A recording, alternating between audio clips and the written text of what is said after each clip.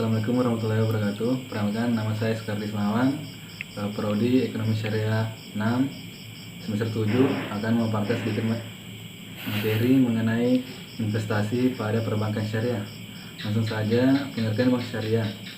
Bank syariah adalah bank yang menjalankan kegiatan usaha berdasarkan prinsip syariah atau prinsip hukum Islam yang diatur dalam Fatwa Majelis Ulama Indonesia.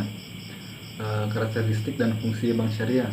Karakteristik bank syariah yang pertama itu berdasarkan prinsip syariah, yang kedua implementasi prinsip ekonomi Islam dengan ciri beroperasi atas dasar bagi hasil, yang ketiga itu kegiatan usaha untuk memperoleh imbalan atau jasa, yang keempat tidak menggunakan bunga sebagai alat untuk memperoleh pendapatan, yang kelima itu asas utama kemitraan, keadilan, transparansi dan universal.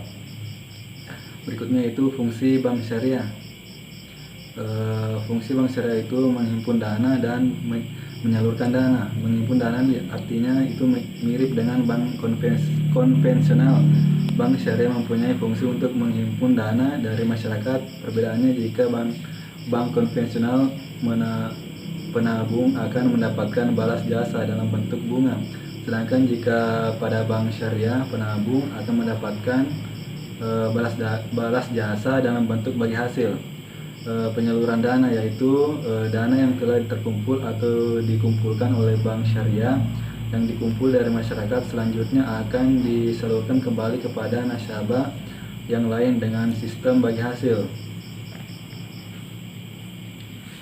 Selanjutnya produk-produk investasi perbankan syariah.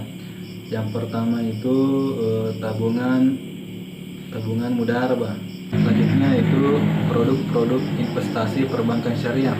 Produk pendanaan berdasarkan prinsip investasi pada perbankan syariah. Yang pertama itu tabungan mudharabah. Yang kedua deposito investasi umum atau tidak terikat. Yang ketiga itu deposito atau investasi khusus. Yang keempat sukuk al-mudharabah. Selanjutnya produk pembiayaan yang berdasarkan prinsip investasi pada perbankan syariah. Yang pertama itu bagi hasil, mudharabah musyarakah. Yang kedua itu jual beli, termasuk mudharabah dan istisna. Peran perbankan syariah sebagai nadsir. Yang pertama itu bank syariah sebagai nadsir pertama sebagai penyalur dan pengelola. Yang kedua itu bank syariah sebagai nadsir penerima dan penyalur. Yang ketiga itu bank syariah sebagai pengelola. Yang keempat atau yang terakhir itu bank syariah sebagai kustodi.